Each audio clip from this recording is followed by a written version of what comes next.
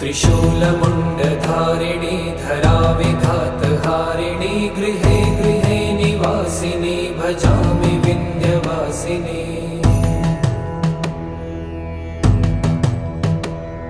दरिद्रदुःखहारिणी सदा विभूतिकारिणी वियोगशोकहारिणी भजामि विन्ध्यवासिनी। लसत्सुलोललोचनं लतासनं वरप्रदं कपालशूलधारिणी भजामि विन्ध्यवासिनी।